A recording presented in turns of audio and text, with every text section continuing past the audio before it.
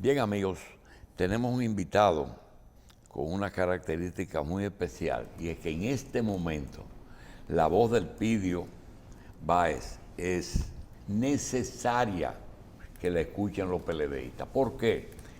Porque el Elpidio tiene una ruta que no ha variado a pesar de todas las variaciones de su partido.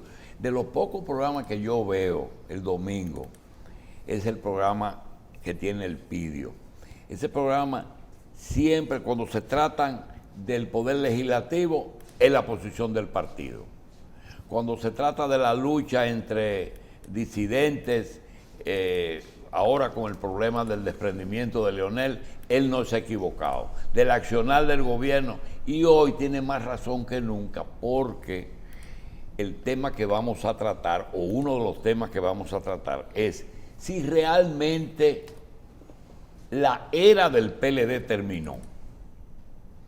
Era de Trujillo, era de Balaguer, era del PRD, era del PLD, la del PRD fue intermitente. Bosch 63, Guzmán 78, Salvador 86, Hipólito 2000. Es decir, la han hecho como a retazos. Sin embargo, el PLD metió 16 años juntos, más 4 años que recibió el poder del reformismo, su gran contendor. Nosotros quisiéramos hablar con el Elpidio y centrarnos en que si realmente se terminó el PLD, si está en una situación difícil o si va a aceptar sumisamente que por una alianza con el PRM en lo electoral, sobre todo en lo congresional, ahora resulta que el PLD disidente, que fue un pequeño grupo encabezado por un gran líder, obtuvo un 3%, y el que obtuvo un 37% es la tercera mayoría, y la segunda mayoría es Leonel Fernández y su Fuerza del Pueblo. No entendí bien esa situación, pero parece que va a prevalecer también en otros lugares. Parece que la Fuerza del Pueblo va a tener representantes en la Cámara de Cuentas, en el Tribunal Constitucional o en el Tribunal Electoral. Le damos la bienvenida al Elpidio, le dejamos esa tarea difícil y te quiero felicitar porque ese programa de los domingos, que es cuando yo lo veo, me encanta porque tiene una parte periodística pura y otra parte que es tu partido. Adelante. Don Julio, muchas gracias, Michelle, Carlos. Agradezco este conversatorio. En el PLD lo que se está dando es una transformación generacional. Eso es lo que se está dando en el PLD. Leonel cumplió un ciclo y Leonel se va del PLD tratando de mantener vigencia política en el escenario nacional. Danilo Medina también cumplió un ciclo. Fíjense que tiene el impedimento constitucional de presentarse. Y entonces el PLD en este momento está abocado a escoger un nuevo liderazgo. Primero como candidatos y demás, pero hay una transformación en desarrollo en el PLD. Cuando Bosch se margina del liderazgo político del Partido de la Liberación Dominicana, surge una nueva generación que sustituye a Juan Bosch y que lleve el PLD al poder. Esa es la generación que en este momento ya está dando paso a una nueva generación. El PLD cuando va al poder es en el 2004, porque en el 96 lo llevaron al poder.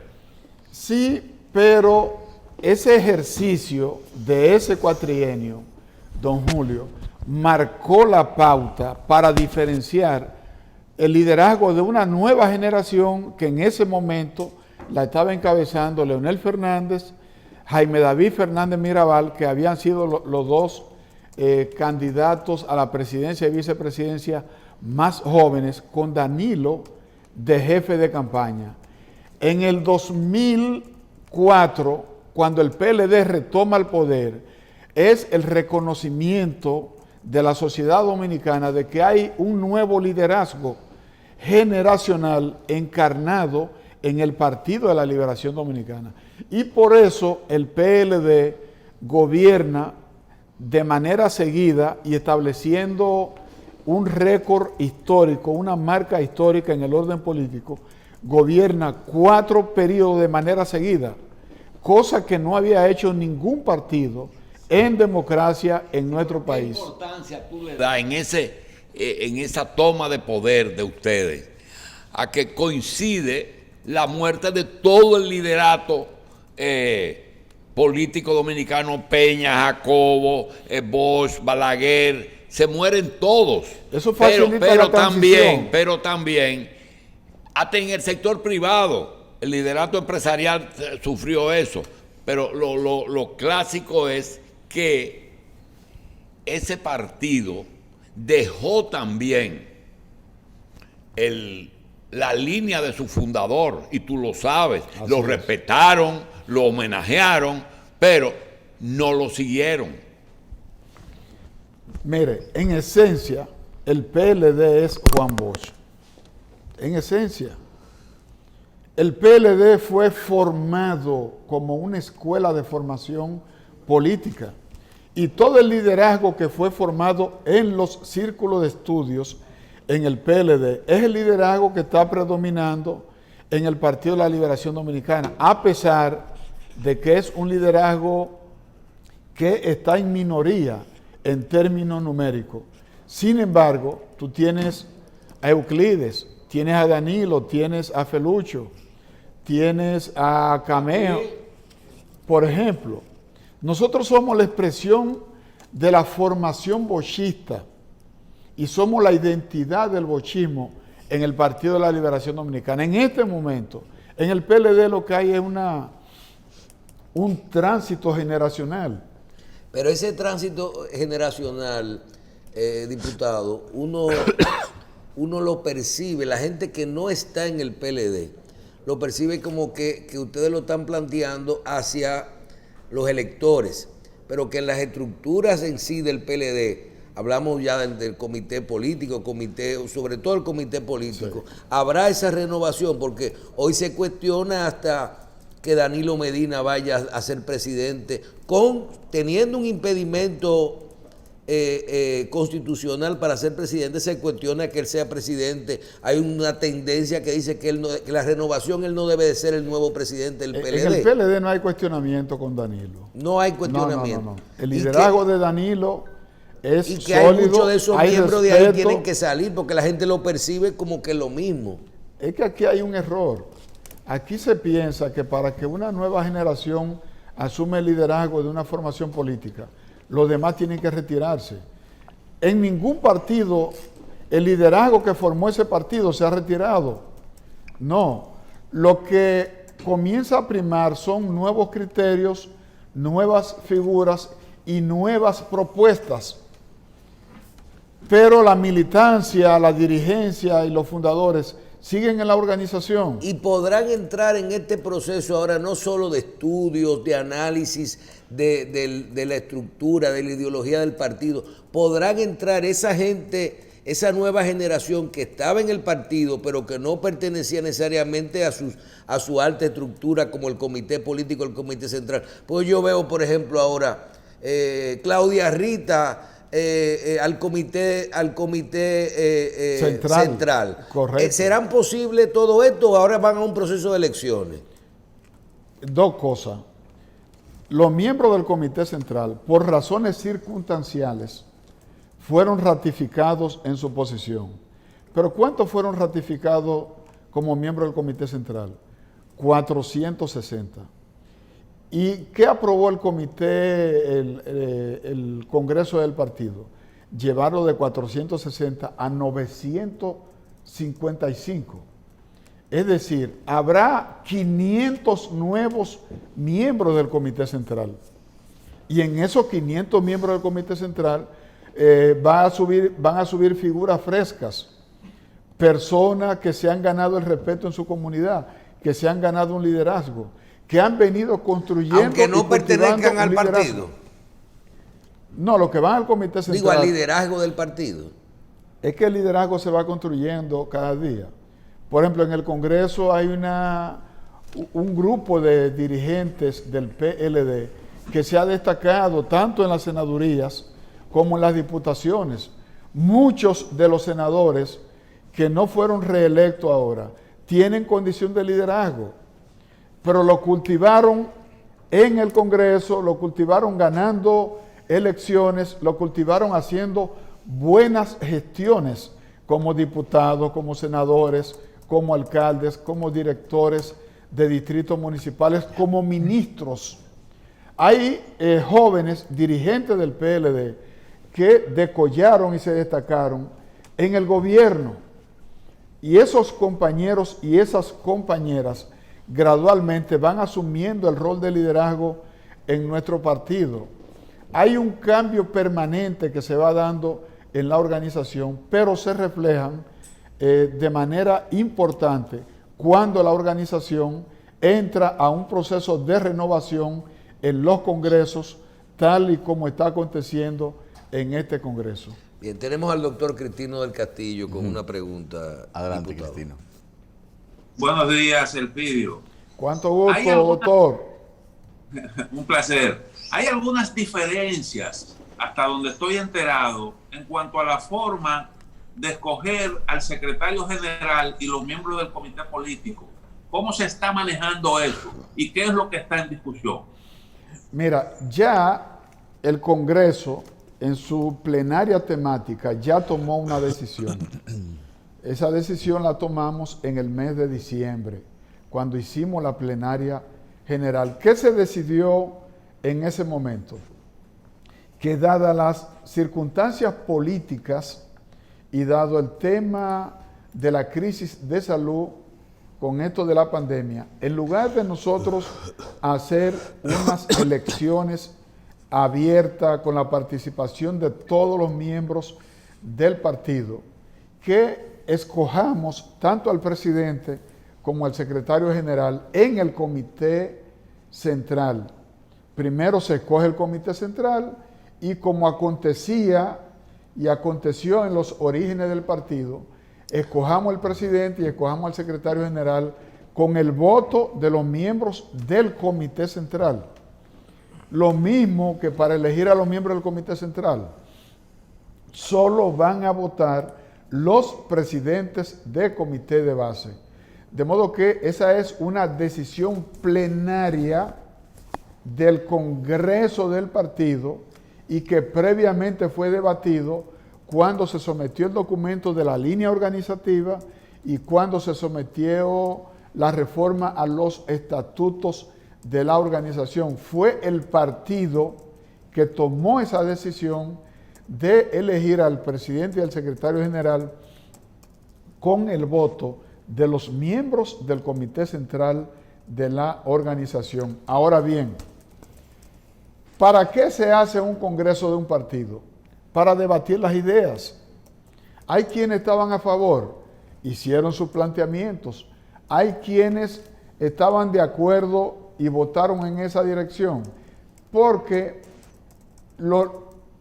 vivimos en democracia y el PLD es un partido abierto y el PLD siempre ha sido y fue desde sus orígenes una escuela de pensamiento político. Tan pronto un ciudadano se organizaba en un círculo de estudio, comenzaba a debatir, comenzando con el artículo que semanalmente escribía Juan Bosch en la página 4 del periódico Vanguardia del Pueblo. Cada semana Juan Bosch escribía sobre un tema y lo discutíamos en los círculos de estudios y luego lo discutíamos en los comités de base y en las direcciones medias.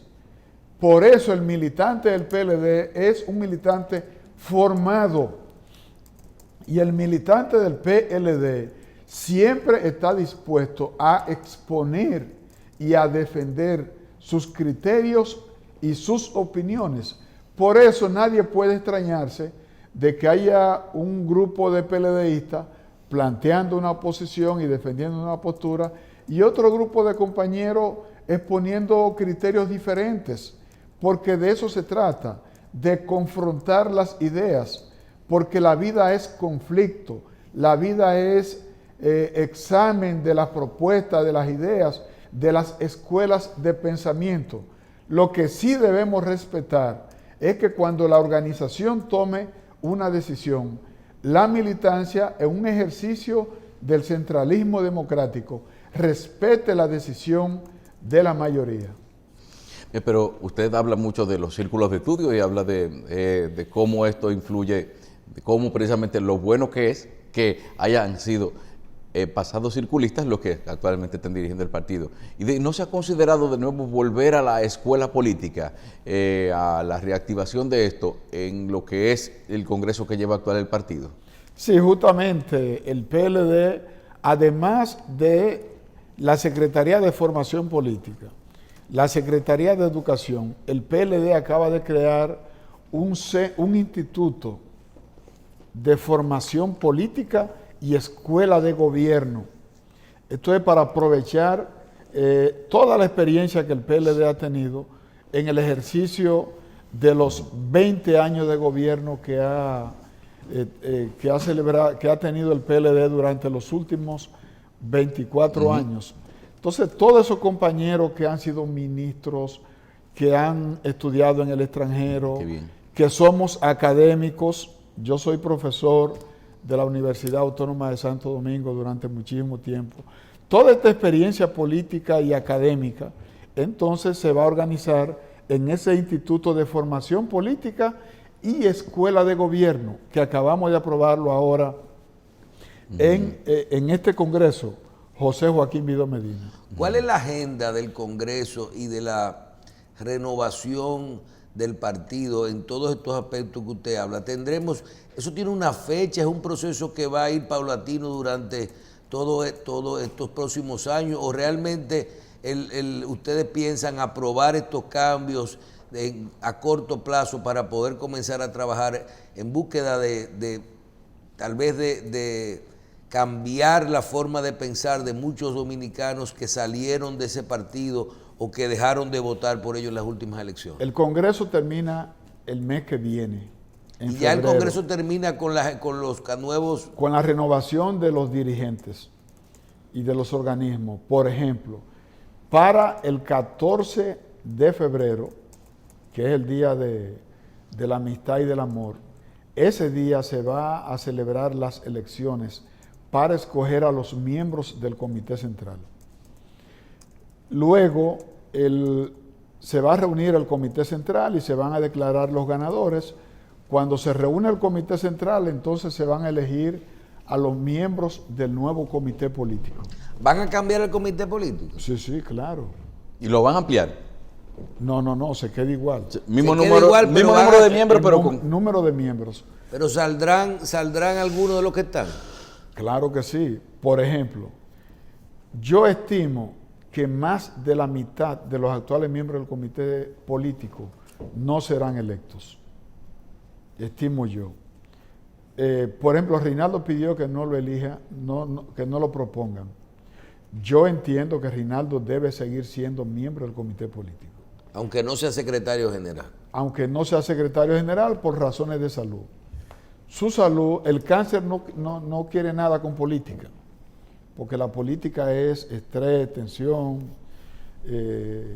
ese tipo de cosas. Pero Reinaldo pidió que no lo propongan al comité político. José Tomás también propuso que lo excluyan de la lista de los miembros del comité político. Y entonces ingresarán otros miembros del comité político. El PLD va a tener un nuevo presidente, sería el tercer presidente que tendrá el PLD, va a tener un nuevo secretario general de 4 o 5 compañeros que aspiran. Sí, que aspiran. ¿Quiénes aspiran a secretario general? Bueno, aspira a Rubén Bichara, aspira a Charlie Mariotti, aspira a José La Luz, aspira a Aristipo Vidal. son los Oye, que han anunciado. escuché también que Navarro. Sí, Navarro, me parece que es de los últimos en anunciar. Y hay alguien que Porque se ha el atrevido. que aspire a ser presidente del partido o a ocupar la Secretaría General no puede presentar candidaturas para la presidencia ni para la vicepresidencia para las próximas elecciones en el 2024. Bueno, pero si es Danilo Medina no tiene esa posibilidad. Sí, pero fue una decisión que tomó. Por ejemplo, se menciona el nombre de Navarro, que también estaba sonando como uno de los presidenciales del partido. Si se presenta y ocupa la posición de secretario general, entonces evidentemente no podrá presentar candidatura para la candidatura presidencial. Finalmente, con esto, diputado, ¿hay alguien más que se ha presentado como candidato a la presidencia del PLD? Nadie. ¿O es solamente tendremos a Danilo Medina?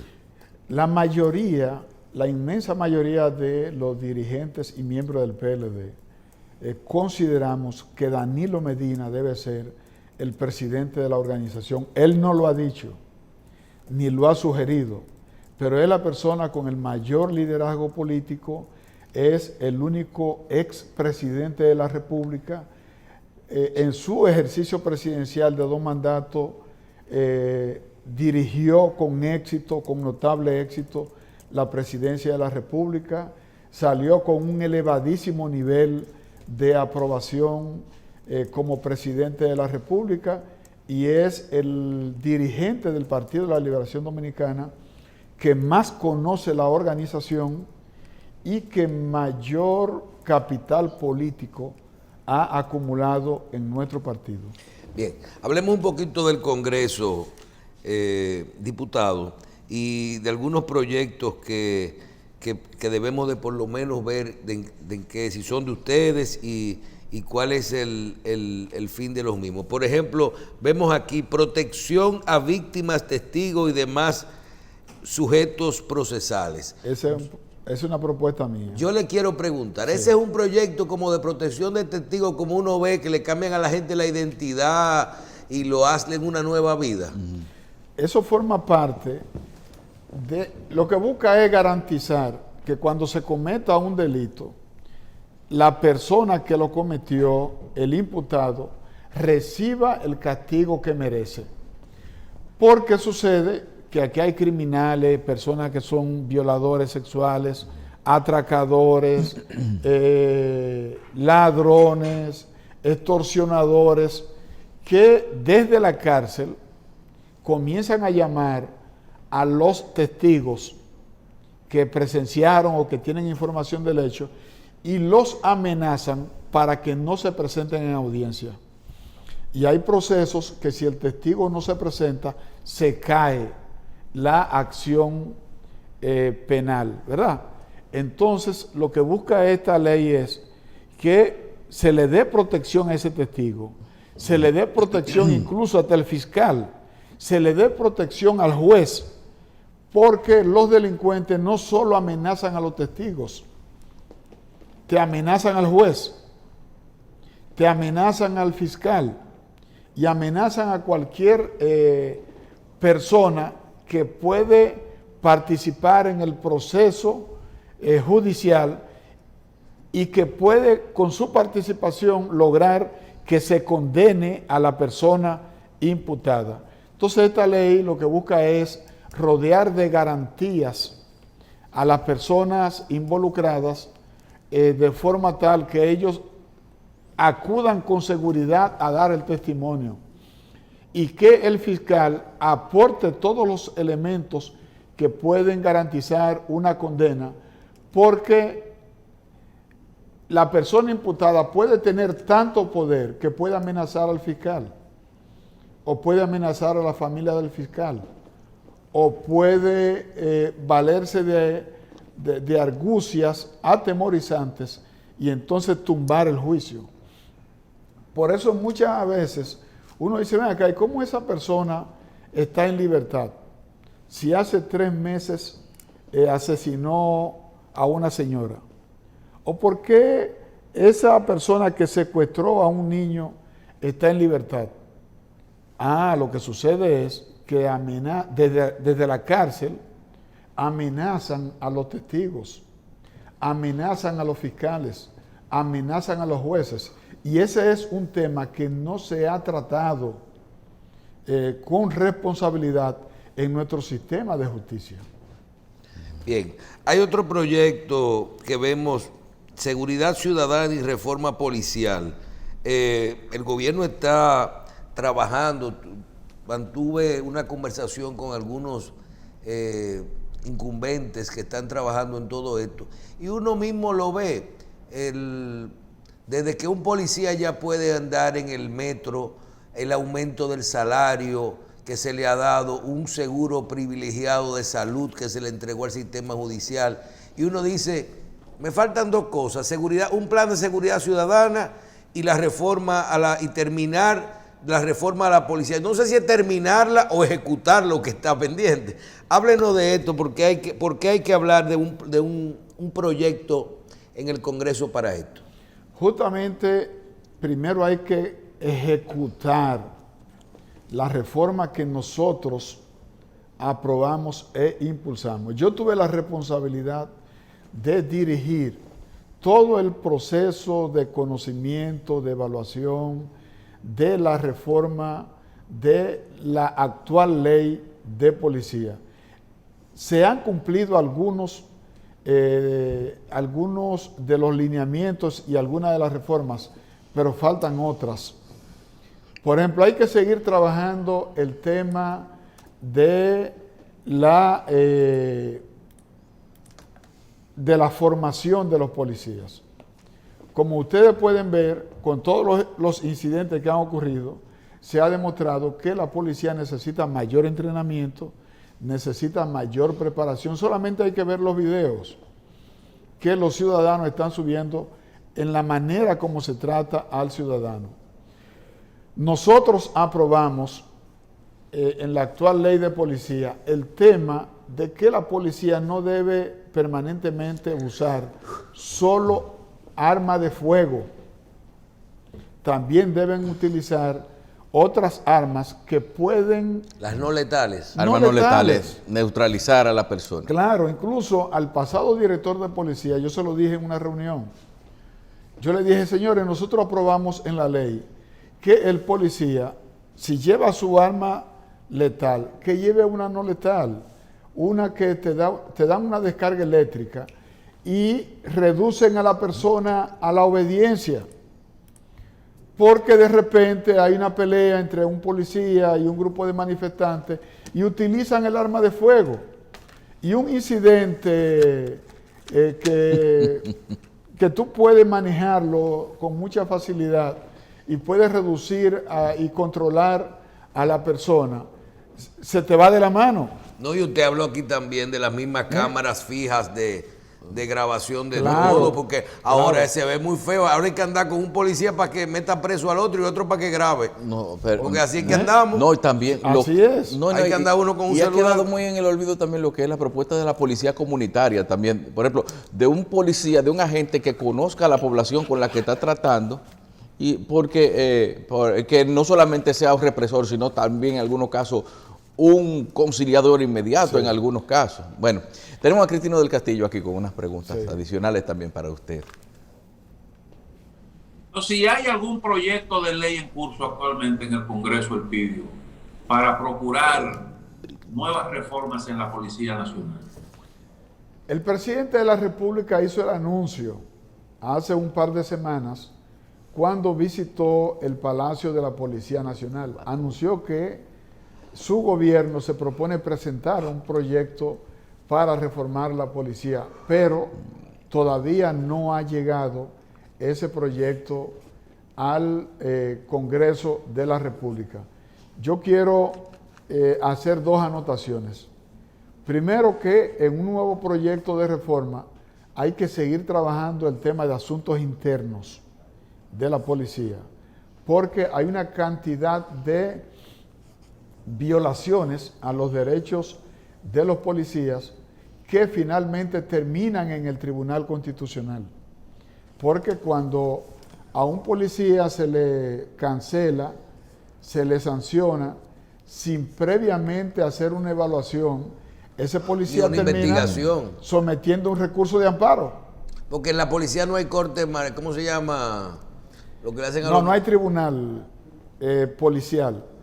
Lo que hay son sanciones administrativas de carácter disciplinario, que también lo hay en las Fuerzas Armadas. Bien, finalmente, diputado, usted mencionó el presidente de la República y yo creo que hay que terminar con que usted nos diga la situación del Código Penal y de las 3 causales.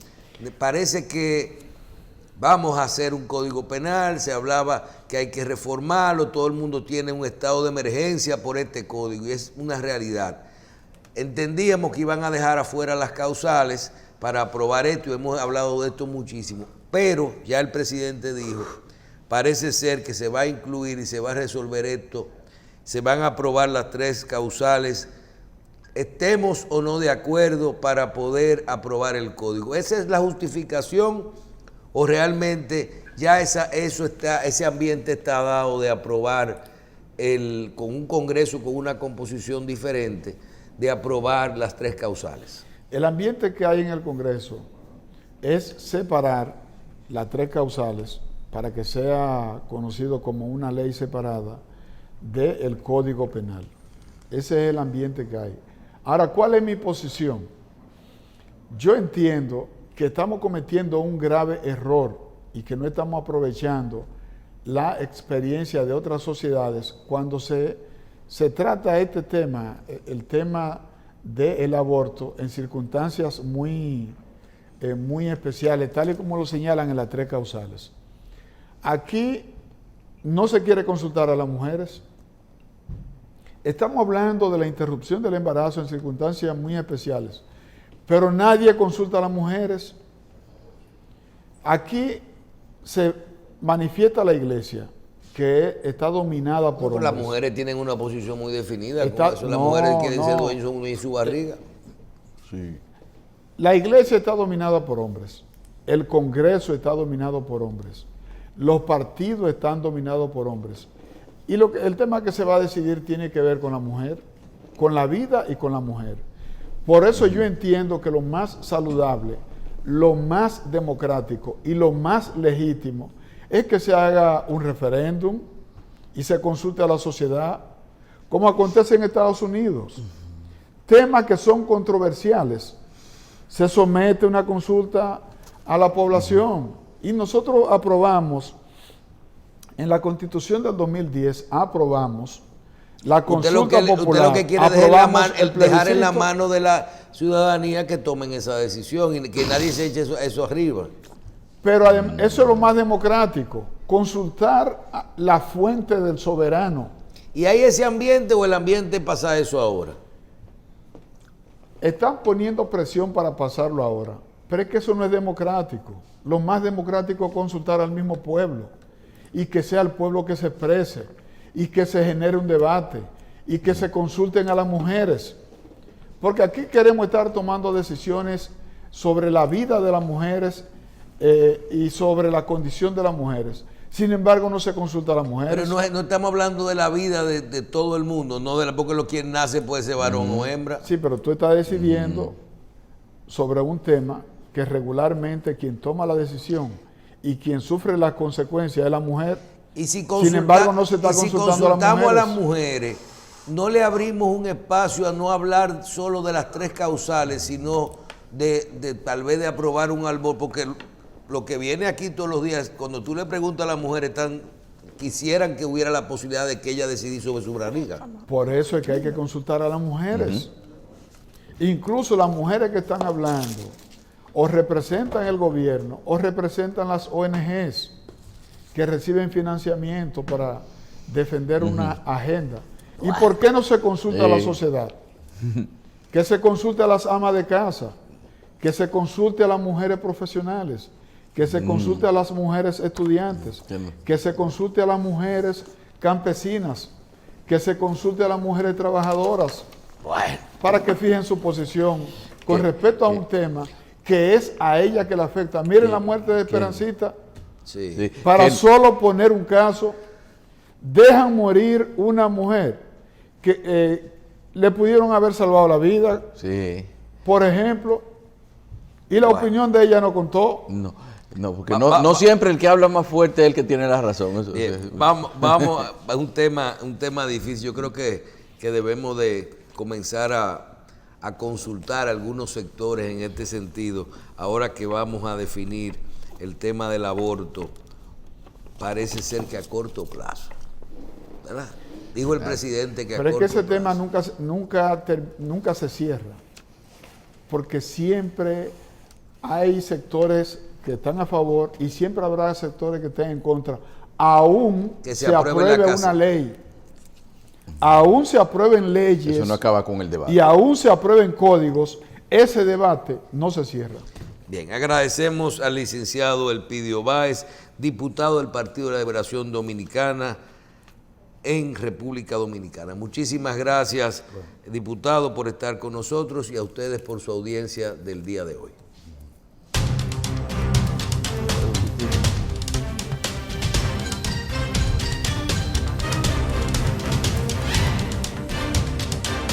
Lo único que